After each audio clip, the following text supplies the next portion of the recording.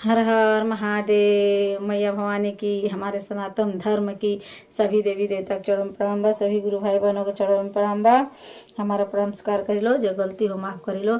आए दीदी लो, बहुत अच्छा शिव जी के होली भजन है। कैसे नारद जी के भेजा तनी अपनी गावना में के दिन खातिर, कैसे पहले नारद जी हर बियाह में रहल बानी, शिव जी के साथे हर चीज़ में रहल बानी, तो कैसे जातनी माता पार्वती जी के लग। और देखी लो शिव जी भी माता पार्वती जी की परीक्षा लेतनी, कैसे कैसे के भेजतनी। आए लो गीत के माध्यम से सुनम लो, आप लोग के पैर छू के प्रणाम करतनी। एमें जौन गलती हुई माफ़ करम लो, अब फुल सपोर्ट करम लो। हमके पूरा विश्वास बा कि हमके गीत के पूरा फुल सपोर्ट प्यार दुलार देम लो। आए लो दीदी, हर हर महादेव जरूर लिखम लो। भोला मांगे गावा नवा होलिए में, भोला मांगे गावा नवा होलिए में, भोला मांगे गावा नवा होलिए में, भोला मांगे गावा नवा होलिए में, गुरु मांगे गावा नवा होलिए में, गुरु मांगे गावा नवा होलिए में। पहला संदेशा नारद जी के अइले, पहला संदेशा नारद जी के अइले, नारद जी के अइले हो, नारद जी के अइले, नारद जी के अइले हो, नारद जी के अइले। गौरा के माना न भइले हो, गौरा के माना न भइले हो, हम ना जाइब गावा नवा डोलिए में, भोला मांगे गावा नवा होलिए में, हम ना जाइब गावा नवा होलिए में, भोला मांगे गावा नवा होलिए में, भोला मांगे गावा नवा होलिए में, भोला मांगे गावा नवा होलिए में, गुरु मांगे गावा नवा होलिए में, गुरु मांगे गावा नवा होलिए में। दूसरा संदेशा ब्रह्मा जी के अइले, दूसरा संदेशा ब्रह्मा जी के अइले, ब्रह्मा जी के अइले हो, ब्रह्मा जी के अइले, ब्रह्मा जी के अइले हो, ब्रह्मा जी के अइले।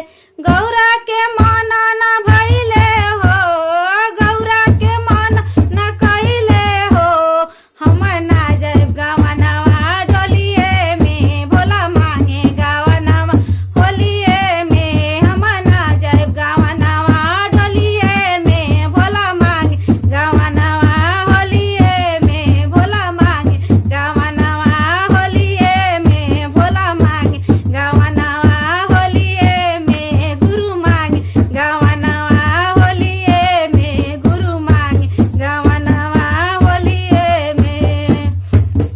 सुनी लो, तीसरा के भेज तनी, सबके भेज भेज परीक्षा ले ले बानी।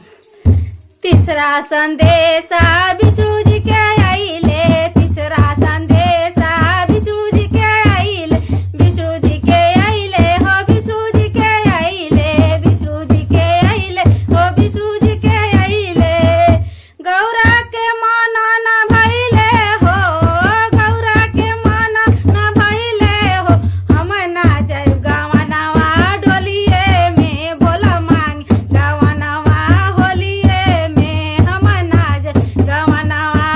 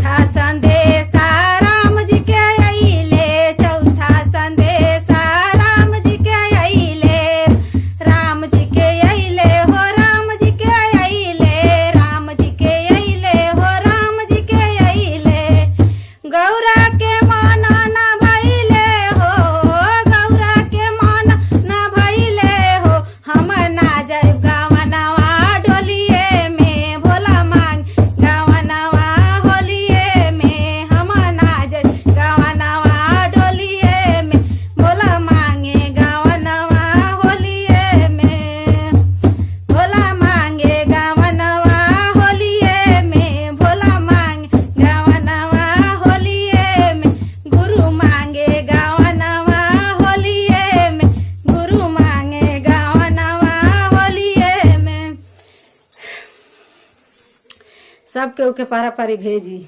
अब देखी लो, आगे जरूर सुनी लो।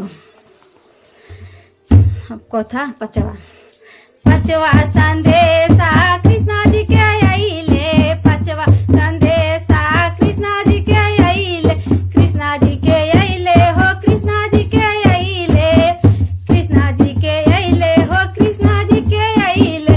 गौरा के मना ना भइले हो, गौरा के मना ना भइले हो, हम ना जाइब गवनवा डोलिए में, भोला मांगे गवनवा होलिए में, हम ना जाइब गवनवा डोलिए में, भोला मांगे गवनवा होलिए में, भोला मांगे गवनवा होलिए में, गुरु मांगे गवनवा होलिए में, गुरु मांगे गवनवा होलिए में। लास्ट में अपने जाते तो देखी का गौरा जी करतनी।